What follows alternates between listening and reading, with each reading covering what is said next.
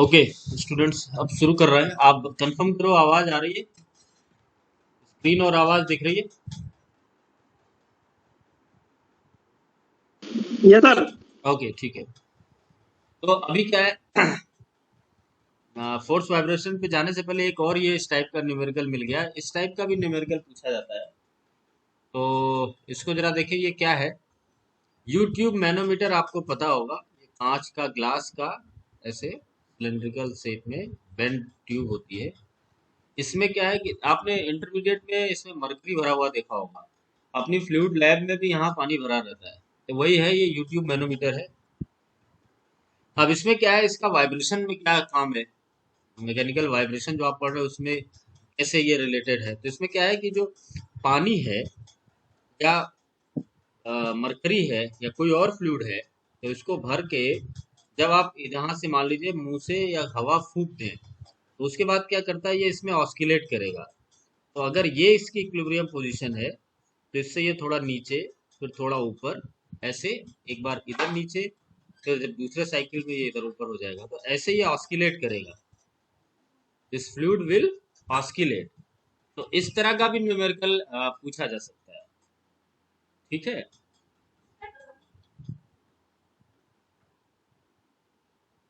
Yes question sir. समझ में आया? Yes sir. ओके।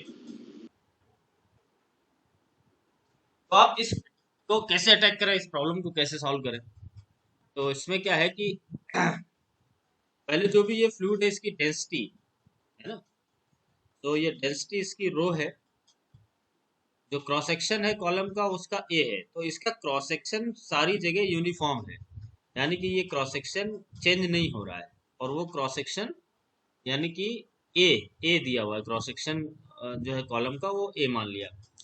तो ये मुझे बताओ, ये क्रॉस सेक्शन जो है ये क्या है? ये मतलब सर्किल है, स्क्वायर है, रेक्टेंगल है, क्या है? मैनोमीटर के लिए जो आप यूज करते हो उसमें क्या होता है? सर्कल ही होता है सर। हाँ गुड, सर्किल ही होता है। तो जस्ट ए सेकेंड, इसको भी कर दे।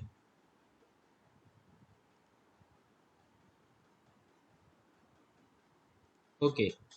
तो ये मैनोमीटर में ये सर्किल हो गया, इसका क्रॉस सेक्शन। अब देखो, इसको एनर्जी मेथड से करेंगे। तो एनर्जी मेथड में हमको दो एनर्जी चाहिए होती है, पोटेंशियल एनर्जी और काइनेटिक एनर्जी। अब इस प्रॉब्लम को एनर्जी मेथड से आसान है। जो मैं आपको एनर्जी मेथड बताते समय मैंने कहा था, कुछ प्रॉब्लम्स ऐसी हैं जहाँ पे एनर्जी मेथड आसान होगा। तो इस तरह की प्रॉब्लम एनर्जी मेथड से करेंगे। अब सवाल ये हो सकता है कि सर हमें कैसे पता चले कि कब एनर्जी मेथड लगाना है और कब वो लगाना है। ये थोड़ा एक्सपीरियंस से आ जाता है ना। तो इसमें यही है कि आप इसमें खूब सारा वो करें, प्रैक्टिस करें, तो आपको धीरे धीरे समझ में आ जाएगा कि किस जगह पे मुझे एनर्जी मेथड लगाना चाहिए, किस जगह पे न्यूटन सेकंड लॉ या डी एलम्बर्ट लगाना चाहिए।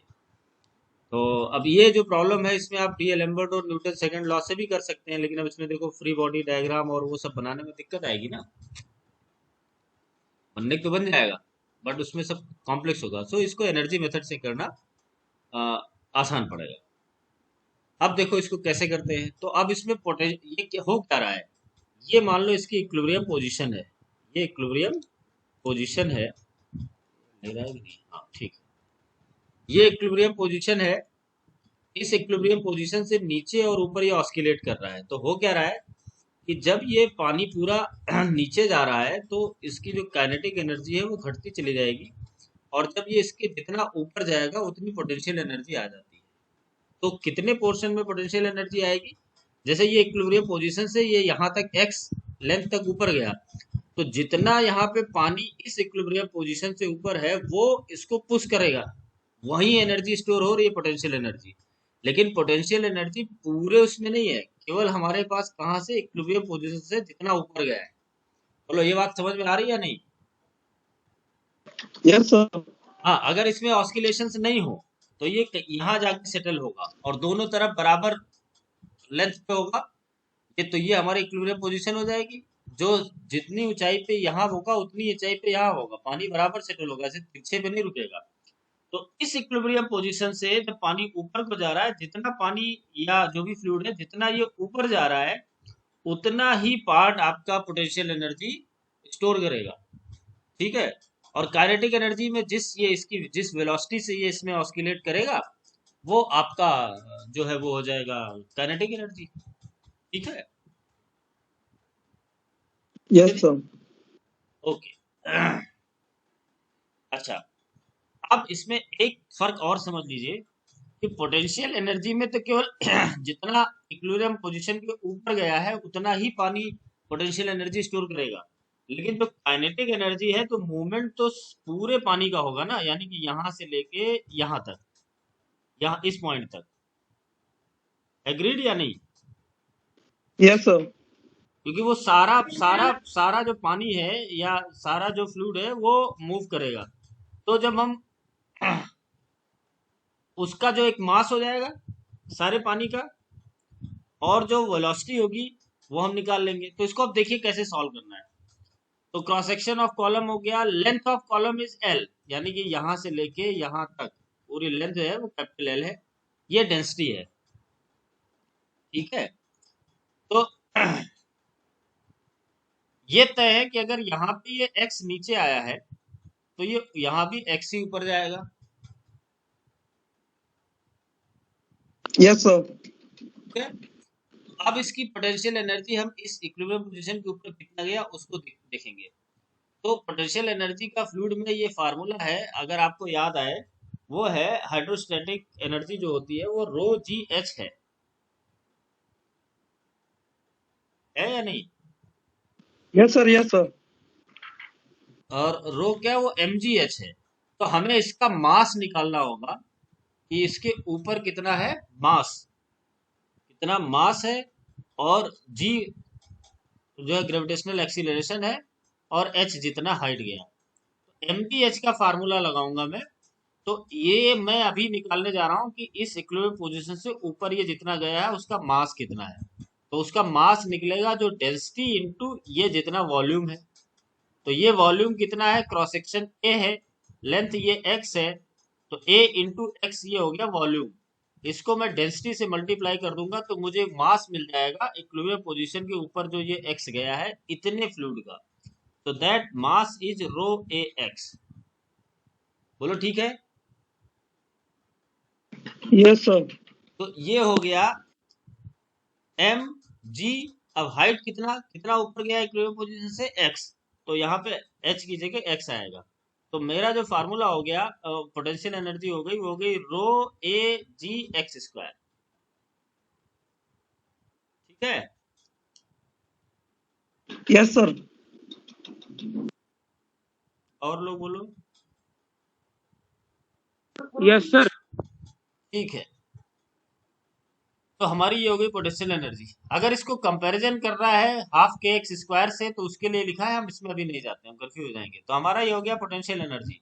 हालांकि ये भी आप समझ सकते हो, अगर यहाँ से ऊपर नीचे 2 से यहाँ मल्टीप्लाई करो, 2 से डिवाइड कर दे, तो जो 2 रो ए जी है ये हमारा के इक्विवेलेंट का काम करेगा। यानी कि अगर इसकी हम इक्विवेलेंट स्टिफनेस निकालना चाहते हैं सिस्टम की, तो उसका आ गया 2 रो ए जी। ये कैसे आया, 2 से ऊपर मल्टीप्लाई किया और नीचे 2 से डिवाइड किया, तो ये हो जाएगा रो ए जी एक्स स्क्वायर। और इसको कंपैरिजन कर दीजिए आप, 2 रो ए जी एक्स स्क्वायर आ गया जो यहाँ लिखा हुआ है। इसको आप पोटेंशियल एनर्जी ऑफ स्प्रिंग का फार्मूला होता है हाफ के एक्स स्क्वायर, तो वहां से के से कंपेयर करोगे तो इक्विवेलेंट स्टिफनेस आ गई 2 रो ए जी, ठीक है, वो लिखा हुआ है।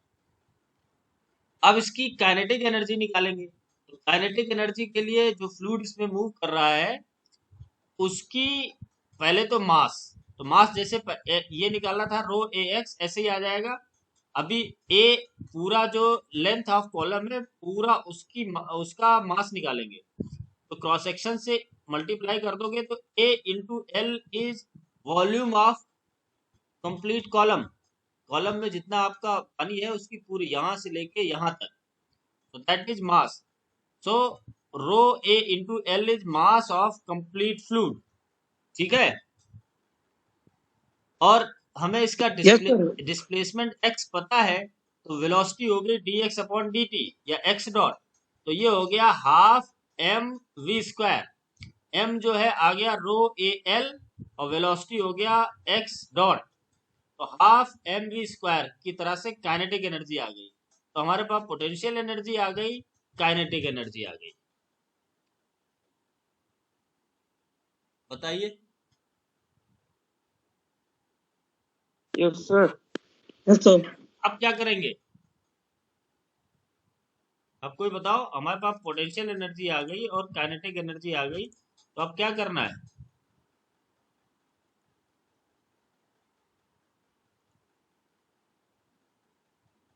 सर ऐड कर देंगे sir, kinetic energy potential energy. Add कर देंगे, फिर ऐड करेंगे तो क्या होगा? के plus u equal to, 0।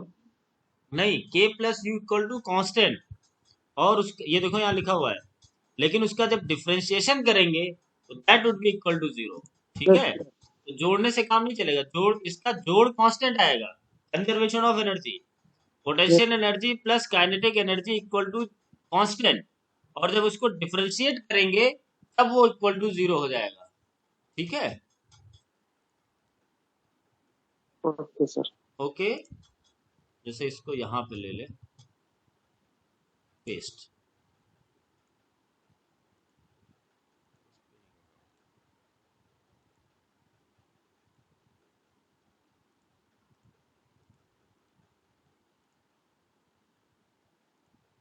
White board पे ले रहे, ये आ गया।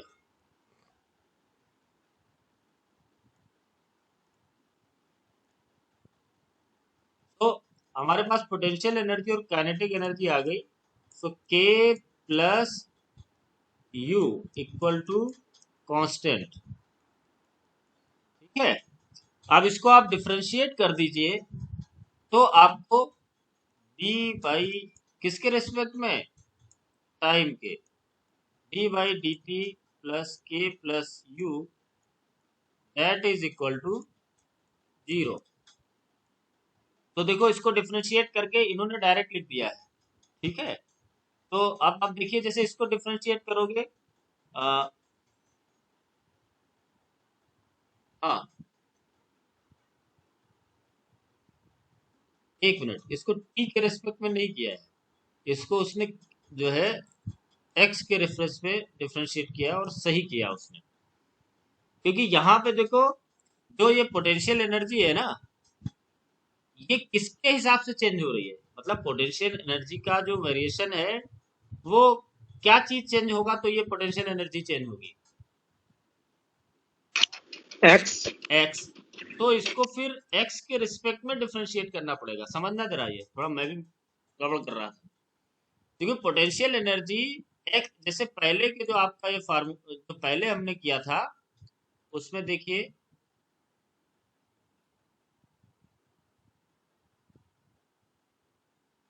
तो इस प्रकार से किया था, एक जगह और डिफरेंशिएट किया था।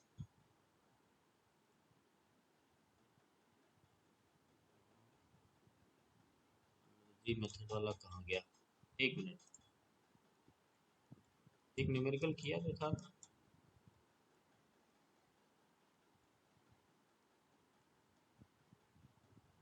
नहीं किया है। एनीवे, ये आपको ये इसमें देखना होता है कि ये किसके रिस्पेक्ट में चेंज हो रहा है। तो ये हमारी जो पोटेंशियल एनर्जी है एक्स के रिस्पेक्ट में चेंज हो रही है, तो इस वजह से इसको एक्स से डिफरेंशिएट करेंगे, डी अपॉन डी एक्स। तो जब डी अपॉन डी एक्स के प्लस यू करोगे, तो जो ये तुम्हारा है, आ, ये, तो यहाँ पे क्या है कि टू से टू तो कैंसिल हो जाएगा, और रो ए जी एक्स स्क्वायर को डिफरेंशिएट करोगे, क्या आएगा? 2x, और फिर x को 2x आ जाएगा, तो 2 रो ए जी एक्स आ गया यहाँ। Yes sir. फिर इसी प्रकार से काइनेटिक एनर्जी को कर दोगे, तो आपका, एक मिनट, ये कुछ गड़बड़ हो रहा है।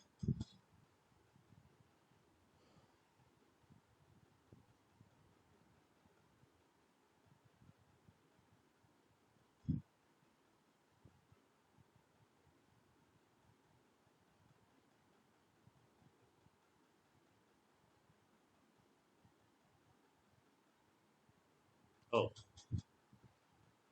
एक मिनट, आज मैं काफी गड़बड़ कर रहा हूँ।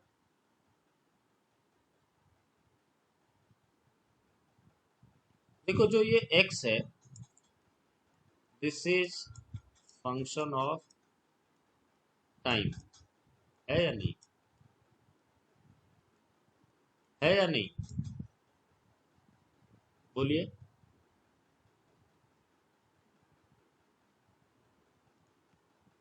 Yes sir.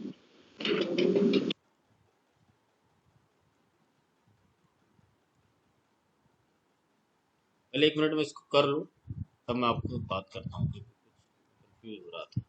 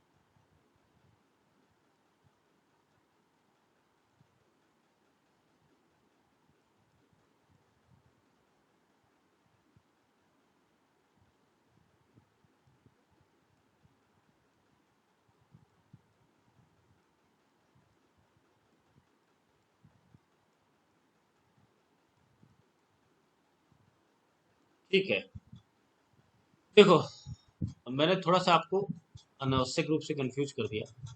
देखो जो ये बात तो ठीक है कि ये एक्स के हिसाब से पोटेंशियल एनर्जी चेंज हो रही है, ये बात तो ठीक है। और kinetic energy is function of velocity, this is function of displacement x, but this displacement is also function of time. ठीक है, तो हम इन दोनों को टाइम के रिस्पेक्ट में, जो मैंने पहले लिखा था वो सही है, उसको टाइम के रिस्पेक्ट में डिफ्रेंशिएट कर रहे हैं। ठीक है, एक्स के रेफरेंस में जब डिफरेंशिएट करने जाएंगे तो यहाँ काइनेटिक एनर्जी में प्रॉब्लम आएगी। क्यों प्रॉब्लम आएगी? क्योंकि ये जो वेलोसिटी है, वी डू नॉट नो कि वो एक्स के रिस्पेक्ट में कैसे डिफरेंशिएट होगी, मतलब उसका रिलेशन एक्स का, एक्स डॉट का फंक्शन एक्स के टर्म में नहीं पता है। तो हम उससे एक लेवल और नीचे ही रहेंगे, यानी इसको हम टी के रिस्पेक्ट में डिफरेंशिएट करेंगे। क्यों? इसको समझिए, टी के रिस्पेक्ट में डिफरेंस, जो कंफ्यूजन था वो इसलिए था कि ये जो पोटेंशियल एनर्जी है फंक्शन है एक्स स्क्वायर का, और काइनेटिक एनर्जी फंक्शन है वेलोसिटी का, एक्स डॉट स्क्वायर का। तो अब इसको किसके रेफरेंस में डिफरेंशिएट करें? तो पहले हमने ये एक्स के रेफरेंस में लेके कर रहे थे, तो पोटेंशियल एनर्जी तो डिफरेंशिएट हो जाएगी, लेकिन काइनेटिक एनर्जी में दिक्कत आएगी। ठीक है, तो अभी क्या है कि इसको क्योंकि उस केस में हमें पता नहीं है कि वेलोसिटी और डिस्प्लेसमेंट कैसे रिलेटेड है, या dx अपॉन dt पता है, तो फिर वो गड़बड़ कर रहा है। तो अभी क्या है कि x जो है, ये जो इसकी पोजीशन है वो टाइम का फंक्शन है, तभी तो उसको dx अपॉन dt डिफरेंशिएट कर रहे हैं हम। तो इसको हम नट सेल में, इसको हम t के में ही, ये जो हमने इक्वेशन लिखी है, दिस इज करेक्ट। ठीक है, तो इसको t के रिस्पेक्ट में इन दोनों के सम को डिफरेंशिएट करेंगे। अब देखिए शुरू करते हैं। तो जब पोटेंशियल एनर्जी को करोगे तो ये तो सारा है कांस्टेंट, 2 से 2 कैंसिल हो जाएगा, एक्स स्क्वायर को करोगे तो 2x आ जाएगा। डिफरेंशिएशन क्या होगा? 2x। बोलिए।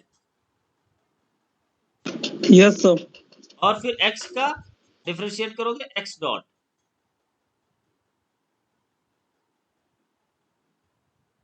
ठीक है, फिर काइनेटिक एनर्जी को करोगे तो हाफ तो है ही है, ये 2 से 2 कैंसिल हो जाएगा, रो ए एल 2x डॉट, फिर x डॉट का x डबल डॉट, फिर ये 2x डॉट इधर से काट दोगे तो आपका ये आ जाएगी इक्वेशन। तो जब ये इक्वेशन हमें मिल गई, अब ये फिर से ए एल पी से इसको डिवाइड कर दीजिए, है ना, कैपिटल एल है, ए एल पी से डिवाइड कर दीजिए, तो उसमें ओमेगा एन स्क्वायर वाली टर्म यहाँ आती है, तो आपका ओमेगा एन निकल आएगा। ठीक है, 2 रो ए जी अपॉन ए एल पी, ए से ए कैंसिल हो जाएगा, रो से रो कैंसिल हो जाएगा, 2 जी अपॉन एल आ जाएगा। This is correct. ठीक है,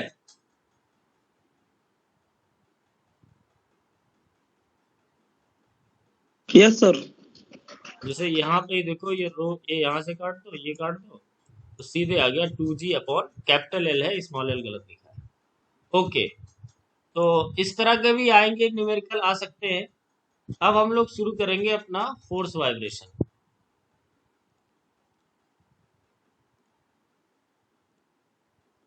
तो इसको मैं क्लियर कर देता हूँ।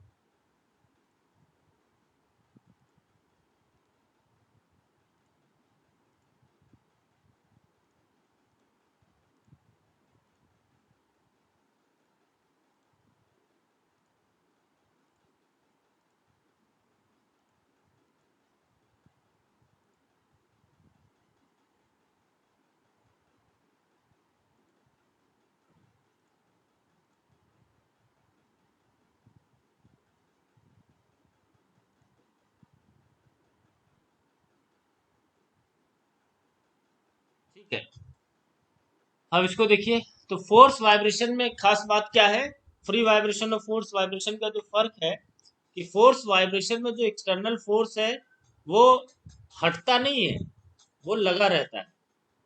ठीक है, वो लगा रहता है। और जो फ्री वाइब्रेशन है, वहां पे हम इनिशियली फोर्स लगा के उसके बाद फोर्स हटा लेते हैं।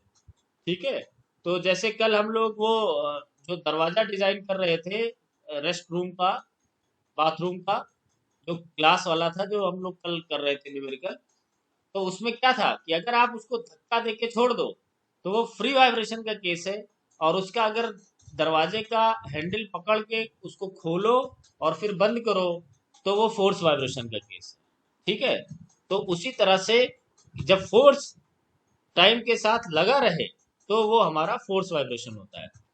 तो अब इसको देखिए, इसमें उदाहरण के लिए हम लोग हमेशा एम के सी की टर्म में बात करते हैं। तो ये यहाँ से फिक्स है, स्प्रिंग लगा है, डैम्पर लगा है, मास एम है, यहाँ रोलर लगे हैं, और ये ऐसे ऐसे ऑस्किलेट करेगा। ठीक है, so this oscillation is like this, ये इधर जाएगा और फिर इधर जाएगा, ऐसे ऐसे ऑस्किलेट करेगा। लेकिन ये फ्री वाइब्रेशन नहीं है, इसके साथ ये फोर्स लगा रहेगा, है ना। और जो ये फोर्स है, this is function of t, ये टाइम का फंक्शन है। जैसे it can be f t equal to से डी साइन ओमेगा, ठीक है। इस तरह से कोई साइनोसोइडल फंक्शन हो सकता है, कुछ भी हो सकता है, ये जरूरी नहीं कि साइन का ही फंक्शन हो। It can be d t plus c t square, कोई it can be any function, ये आपके कंट्रोल में नहीं है। ठीक है, ठीक है, बट यस सर। हाँ, लेकिन बट इसमें क्या है कि अगर इसको ऑस्किलेट करना है, तो आप देखिए बीपी प्लस सीपी स्क्वायर जैसे लिखा हुआ है, तो इसको ऑस्किलेट करना है तो ये साइक्लिक होना पड़ेगा। जो एक्सटर्नल फोर्स है, दिस इज एक्सटर्नल फोर्स, इसको साइक्लिक होना पड़ेगा। तो जैसे ये पॉलिनोमियल वाला है, तो ये साइक्लिक नहीं है, बट दिस इज साइक्लिक। तो जो भी एक्सटर्नल फोर्स है वो साइक्लिक होना पड़ेगा। अच्छा, अब क्या है कि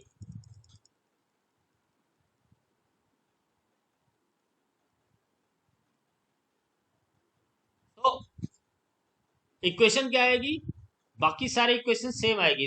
वैसे ही फिर से करेंगे, इसका फ्री बॉडी डायग्राम बनाएंगे, some of Newton second law लगाओ, डी एलम्बर्ट लगाओ, एनर्जी लगाओ, चाहे जो लगाओ। इक्वेशन ऐसी यानी है, m x double dot plus c x dot plus k x equal to zero आती थी फ्री वाइब्रेशन के केस में। फोर्स वाइब्रेशन के केस में यहाँ पे एफ टी की टर्म आ जाएगी। बोलो, इससे सहमत हो इस बात से? Yes sir.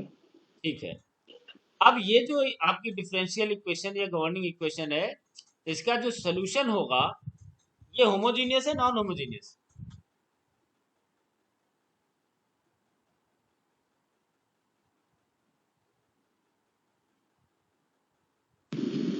मतलब सर डिफरेंशियल इक्वेशन का सॉल्यूशन, तो डिफरेंशियल इक्वेशन होती है ना, होमोजीनियस नॉन होमोजीनियस, पता है? मैथ में यस सर, पढ़े? भूल गए। नहीं जानते हो? रिकॉल नहीं कर पा रहे सर, भूल गए थोड़ा बहुत। कोई बात नहीं, ऐसे समझ लो कि अगर इधर इस इक्वेशन के राइट हैंड साइड पे इधर जीरो आए, है ना, तो वो इक्वेशन होमोजीनियस होती है, जीरो नहीं आया तो नॉन होमोजीनियस, तो ये नॉन होमोजीनियस है। तो इस तरह का जो डिफरेंशियल इक्वेशन का सोल्यूशन होता है, उसके दो पार्ट होते हैं, कॉम्प्लीमेंट्री फंक्शन और P I, C F plus P I. C F plus P I तो याद होगा। Yes sir, yes sir.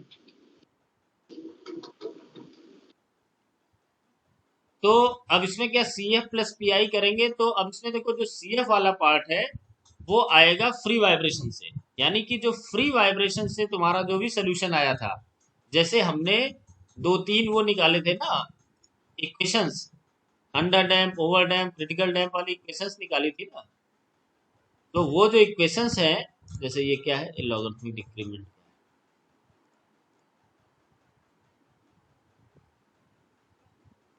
जैसे ये सोल्यूशन निकाला था हमने, ये अंडर डैम्प सिस्टम है और फ्री वाइब्रेशन के केस में ये सोल्यूशन आया था, ये वाला नीचे देखो x t equal to a is not exponential decreasing, और हमारा साइन आया था यहाँ कॉस है, कॉस साइन कुछ भी हो जाए, omega T T minus five not. तो ये जो सोल्यूशन है, ये सोल्यूशन हो जाएगा इसका सी एफ पार्ट, ये मैथ है, कॉम्प्लीमेंट्री फंक्शन वाला पार्ट, और जो पी आई पार्ट है ये हम लोग निकालेंगे, ठीक है। तो इसका जो सोल्यूशन होगा वो क्या होगा, C F plus P I. C F वाला जो पार्ट होगा वो होगा फ्री वाइब्रेशन से जो सोल्यूशन हमने पहले से निकाल रखा है वो हो जाएगा, और इधर पी आई, ठीक है। Yes sir. यानी कि इसका जो सोल्यूशन होगा x will be x C F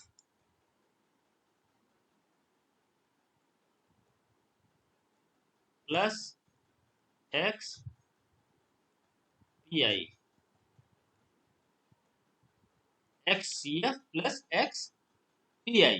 तो इसमें जो एक्स सी एफ है ये हम लोग पहले ही फ्री वाइब्रेशन में निकाल चुके हैं, ये कहना चाह रहा था। अब एक्स पी आई हम लोग निकालने को अभी निकालेंगे आज, ठीक है। अब जरा इसमें एक चीज और देखिए कि अगर ये फोर्स नहीं होता तो इससे हमें जो सोल्यूशन मिलता वो केवल सी एफ मिलता, फ्री वाइब्रेशन वाला। मान लीजिए अंडर डैम का केस है, तो अंडर डैम में जो रिस्पॉन्स आता है वो कैसे आता है, जो इसका एम्पलीट्यूड है धीरे धीरे घटता चला जाता है, बोलो आया ना? आवाज चली गई सर। हाँ, मैं कह रहा हूँ कि अब इसका जो सी एफ और पी आई पार्ट है, तो अगर मान लो ये f t equal to zero है, तो ये फ्री वाइब्रेशन का केस हो गया। आवाज आ रही है? Yes sir. तो अगर f t equal to zero हो जाए, यहां से तो ठीक है, यस सर। अगर f t equal to zero हो जाए तो इसका जो सोल्यूशन मिलेगा वो केवल सी एफ वाला पार्ट मिलेगा, यस सर। और वो सोल्यूशन फ्री वाइब्रेशन का होगा। तो फ्री वाइब्रेशन के तीन केस थे, under damp, critically damp, over damp. उसमें से एक उदाहरण मैंने लिया अंडर डैम्प का। तो अंडर डैम्प का जो रिस्पांस है, यानी इधर एक्स है और इधर आपका टी या ओमेगा मान लो, यानी टी लिया तो एक्स और टी जब प्लॉट किया था तो ऐसा सोल्यूशन आया था ना। तो ये जो सोल्यूशन है, ये थोड़े टाइम बाद आपको इसमें ऑस्किलेशंस मिलेंगे या नहीं मिलेंगे?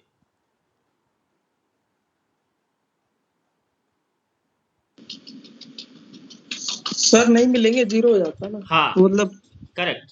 तो रेस्ट पे आ जाता है वो। थोड़ी देर तक तो ऑस्किलेशन होंगे, फिर वो डैम्प हो जाएंगे, ऑस्किलेशंस नहीं मिलेंगे। So this this response is transient. Transient मतलब जो टाइम के साथ धीरे धीरे घट के खत्म हो जाए, दैट इज योर ट्रांजिएंट, ठीक है। तो ये हमने कब, यस सर। ये कब मिला हमको, जब एक्सटर्नल फोर्स जीरो है। अब अगर एक्सटर्नल फोर्स है तो उसकी वजह से क्या होगा कि जो फोर्स स्वयं में ऑस्किलेट कर रहा है, जैसे ये इसका एक्सटर्नल फोर्स का अगर ये है, तो ये फोर्स जो है that is plotted between F and T, ये खुद ही ऑस्किलेट कर रहा है, ठीक है, फोर्स जो है यस सर। खुद ऑस्किलेट कर रहा है, तो थोड़े टाइम बाद ये ठीक है कि ट्रांजिएंट जीरो हो जाएगा, लेकिन स्टेडी स्टेट रिस्पांस रहेगा, यानी जो फोर्स की वजह से जो ऑस्किलेशंस है वो रहेंगे। ये बात समझ में आई कि नहीं? Yes sir. तो जैसे इसका ये एक्सटर्नल फोर्स की वजह से है और ये फ्री वाइब्रेशन की वजह से, तो 1 और 2 दोनों का सम निकालोगे जब, तो ये कुछ हमें कुछ ऐसे मिलता रहेगा, है ना, ऐसे। लेकिन ये अब जीरो नहीं होगा, क्योंकि जो स्टेडी स्टेट पार्ट है वो रहेगा।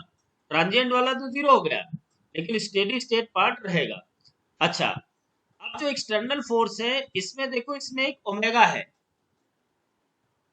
ये ओमेगा जो है ये नेचुरल फ्रीक्वेंसी नहीं है। नेचुरल फ्रीक्वेंसी सिस्टम की होती है, और ये जो फ्रीक्वेंसी है ये एक्सटर्नल फोर्स की फ्रीक्वेंसी है। So this omega is frequency of external force, frequency of external force, ठीक है। तो this omega is frequency of external force, और ओमेगा एन जो है वो नेचुरल फ्रीक्वेंसी ऑफ सिस्टम है, जिसका फार्मूला बताओ, ओमेगा एन का फार्मूला बताओ। हाँ ठीक है, अटल अंडरूट जी के ने बाई वही, ठीक है।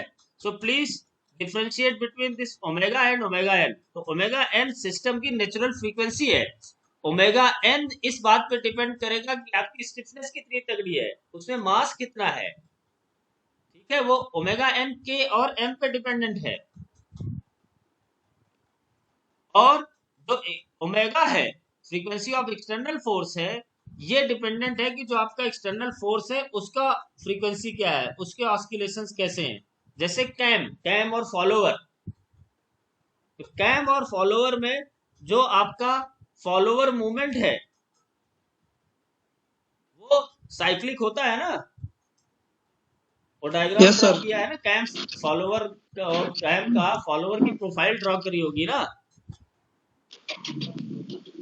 यस सर, वैसे तो वो फोर्स से मैं पढ़ाई नहीं पाए थे, वो लॉकडाउन लग गया था अच्छा लास्ट कोई में, तो बात नहीं, लेकिन वो पढ़ा कैम था और, थोड़ा। हाँ कैम और फॉलोवर में क्या है कि जब उसको प्लॉट करते हैं तो उसकी एक प्रोफाइल बनती है। बट पॉइंट ये है कि जो एक्सटर्नल फोर्स है, जो फॉलोवर का फोर्स कैम पे लग रहा है वो साइक्लिक है। या जैसे स्पीड ब्रेकर आया आपकी मोटरसाइकिल पे, तो स्पीड ब्रेकर जब आया तो स्पीड ब्रेकर की वजह से जो उस पे फोर्स जनरेट हो रहा है वो साइक्लिक होगा कि नहीं होगा, और उस साइक्लिक फोर्स की फ्रीक्वेंसी होगी। तो ये बात आपको समझना चाहिए। आई होप कि आपको समझ में आ गया होगा। अब हम लोग नेक्स्ट इसके सोल्यूशन की तरफ चलते हैं।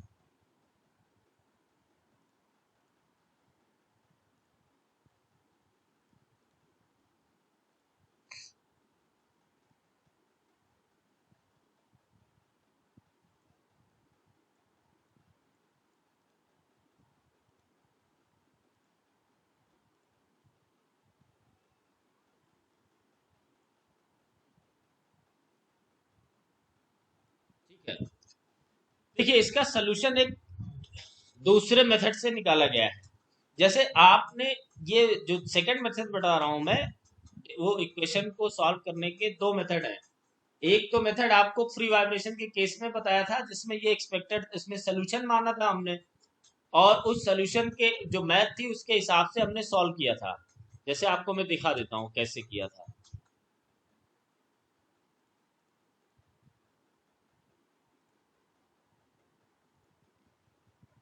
जैसे ये वाला था, तो इसमें क्या ये इक्वेशन थी, है ना, और इसके बाद इसमें आपने ऑपरेटर डी लिया, और उसके बाद तीन डिफरेंट केसेस के हिसाब से सॉल्व किया था। देख रहे हैं आप, ये किया है ना। Yes sir. तो एक तो ये तरीका है सॉल्व करने का, और दूसरा एक तरीका है फेस डायग्राम वाला।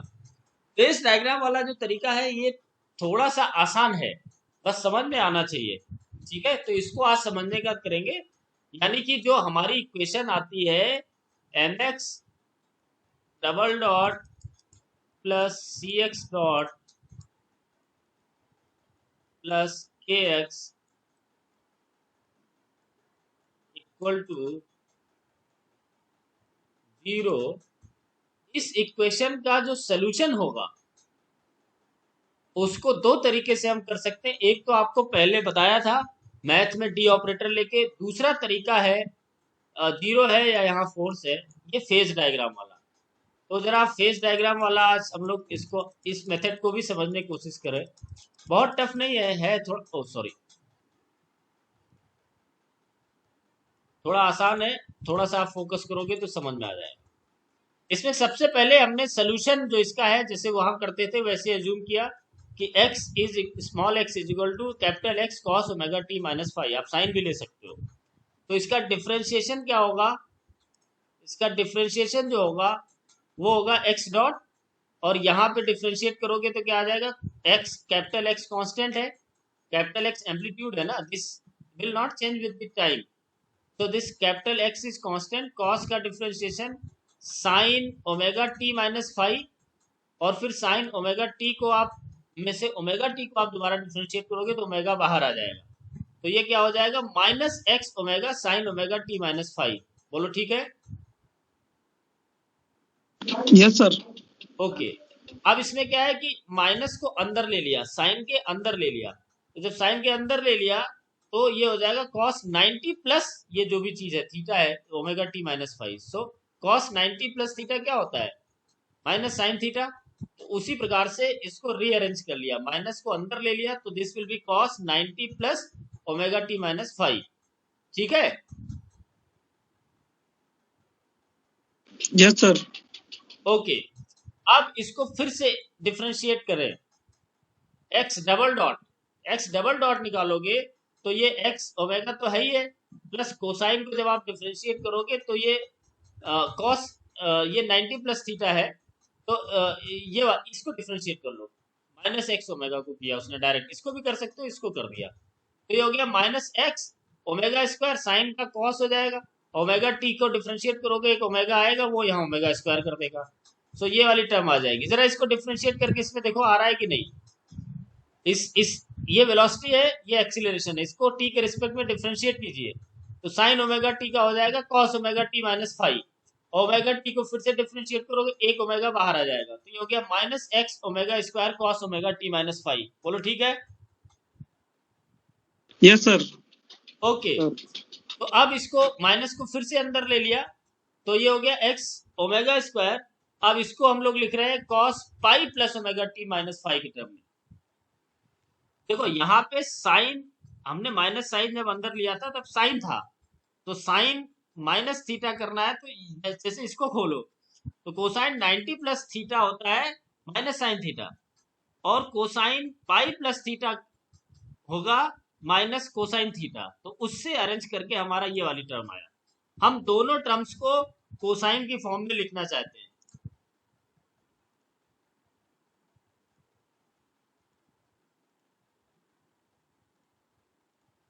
ठीक है?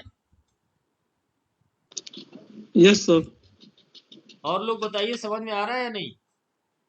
Yes sir. ओके। तो ये हमारी वेलोसिटी की टर्म हो गई, और ये हमारी एक्सीलरेशन की टर्म हो गई, और ये हमारी डिस्प्लेसमेंट की टर्म हो गई। अब इन सारी जो टर्म्स है इनको एक बार फिर से देखिए। ये हमारा डिस्प्लेसमेंट है, ठीक है? ये हमारी वेलोसिटी है,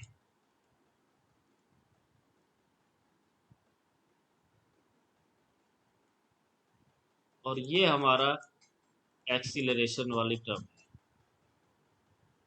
इन तीनों को देखिए। यहाँ पे क्या है? Displacement is capital x cos omega t minus five, velocity is x omega cos 90 plus omega t minus five, acceleration is x omega cos pi plus omega t minus five. ठीक है? तो इन तीनों इक्वेशन को देखेंगे तो आपको एक चीज समझ में आएगा कि इसका एम्पलीट्यूड तीनों में चेंज हो रहा है, मैक्सिमम एम्पलीट्यूड। यहाँ डिस्प्लेसमेंट में x है, वेलोसिटी में x ओमेगा है, और एक्सीलरेशन में x ओमेगा स्क्वायर है। नोटिस कर रहे हैं? Yes sir. और जो कोसाइन के अंदर टर्म है तो उसमें क्या हो रहा है कि ये इसमें डिस्प्लेसमेंट और वेलोसिटी में कितना डिफरेंस है, एंगल देखिए, यहाँ ओमेगा टी माइनस फाइव है, यहाँ 90 plus omega t minus five है, तो कितना डिफरेंस है, फेज डिफरेंस जिसे कहते हैं, एंगल का कितना डिफरेंस है, 19। 90 का। 90। और वेलोसिटी और एक्सीलरेशन में कितना डिफरेंस है, अगेन 90। अगेन 90। ठीक है, तो हम इसको फेज डायग्राम में भी डाल सकते हैं। हम अगर कोई मेरा वेक्टर है, उसको हमने मान लो x is equal to capital X cosine theta है, ऐसे मान लो ये कोसाइन है, x equal to capital X cosine theta. अगर इसको, इस वेक्टर को मुझे प्लॉट करना हो तो मैं कैसे करता हूं, मैं यहाँ पे इसका जो एम्पलीट्यूड है उस एम्पलीट्यूड को स्केल मान के x खींच देंगे, मान लो ये 10 है, या x इक्वल टू 10 कोसाइन 45। अगर इसको मुझे प्लॉट करना हो तो हम कैसे करते हैं, ये 10 है तो 10 का स्केल मान लिया कि भाई 10 इक्वल टू 1 सेंटीमीटर, तो मुझे 1 सेंटीमीटर की लाइन खींचूंगा 45 डिग्री पे, ये वेक्टर हो जाएगा या नहीं बताओ। वेक्टर कैसे खींचते हैं, मैग्नीट्यूड और एंगल एंटी क्लॉकवाइज, इधर से ऐसे एक्स एक्सिस से एंटी क्लॉकवाइज चलते जाते हैं, ऐसे कर सकते हैं कि नहीं। So this is my vector small x, कर सकते हैं या नहीं, आप जानते हैं इस चीज को कि नहीं। पता नहीं था सर, पर कर सकते हैं, समझ में आ रहा है। हाँ, ये जैसे ये वेक्टर को प्लॉट करना ऐसे ही तो करते हैं, वेक्टर को अगर ग्राफ पे प्लॉट करना हो तो ऐसे ही करते हैं। वेक्टर इज व्हाट, उसमें मैग्नीट्यूड होगा और एंगल होगा, तो जो उसका मैग्नीट्यूड होगा तो वो ये हो जाएगा और एंगल हो जाएगा एक्स एक्सिस से एंटी क्लॉकवाइज चल के। ठीक है, सो नहीं जानते थे कोई बात नहीं, इसको ऐसे समझ लो, इस प्रकार से इसको करना है। तो अब जो है, अब मैं सब चीजें प्लॉट करूंगा, मैं डिस्प्लेसमेंट प्लॉट। अच्छा, ये जो डिस्प्लेसमेंट वेलोसिटी और एक्सीलरेशन है, ये मैंने क्यों निकाला है, क्योंकि मेरी जो इक्वेशन है उसमें ये टर्म है, क्या है, m x double dot plus c x dot plus k x equal to force vibration के केस में दिस इज एफ टी, ये मेरी इक्वेशन है। तो अब x डबल डॉट है, इसमें मैं m से मल्टीप्लाई कर दूंगा तो इसका मैग्नीट्यूड हो जाएगा एम एक्स ओमेगा स्क्वायर, हो जाएगा।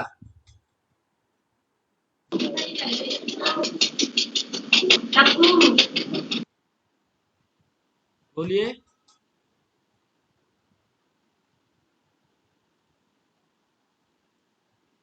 बोलो भाई। तो सर क्या करना है सर? रुको मैं बताता हूँ।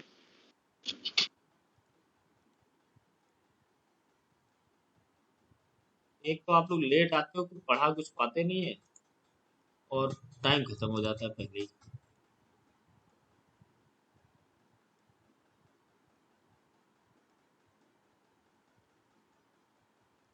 देखिए, मैं क्या कह रहा हूँ, ये इक्वेशन है मेरी, इसको सॉल्व करना है मुझे। ठीक है, इक्वेशन यही तो है ना फोर्स वाइब्रेशन की, m x double dot c x dot plus k t equal to f t. अब जो ये एफ टी है, यस सर। एफ टी जो है, इसकी वैल्यू जो है उसने मानी है, this is equal to f cos omega t. ठीक है, जो एक्सटर्नल फोर्स है उसका मैग्नीट्यूड है एफ, एफ जीरो कर दो कंफ्यूजन नहीं रहे, एफ नॉट और कॉस ओमेगा टी, ये ओमेगा जो है ये एक्सटर्नल फोर्स है। ठीक है, अच्छा, अब इसको हम लोग प्लॉट करेंगे, तो देखिए कैसे करेंगे। तो सबसे पहले हम लोग इसमें जो फोर्सेस हैं उनको प्लॉट करना शुरू करेंगे। तो सबसे पहला जो फोर्स है हमारा वो है, यार ये एक्चुअली क्या है कि ये अभी आज खत्म नहीं हो पाएगा, टाइम आपका हो गया है, तो इसको नेक्स्ट क्लास में आपको कंटिन्यू करेंगे, ठीक है? क्योंकि अभी नहीं तो फिर आधे यस में सर। छोड़ेंगे तो आप फिर कंफ्यूज आओगे। आप तो अभी क्या है कि केवल इतना समझ लो कि हमने जो सोल्यूशन माना उसको डिफरेंशिएट किया है डिस्प्लेसमेंट, वेलोसिटी और एक्सीलरेशन में, and all these three are interrelated. इसमें कैसे है कि जो वेलोसिटी है वो डिस्प्लेसमेंट से 90 डिग्री ज़्यादा है, और एक्सीलरेशन है वो वेलोसिटी से 90 डिग्री ज़्यादा है, और इसका एम्पलीट्यूड जो है या मैग्नीट्यूड है वो अलग अलग है।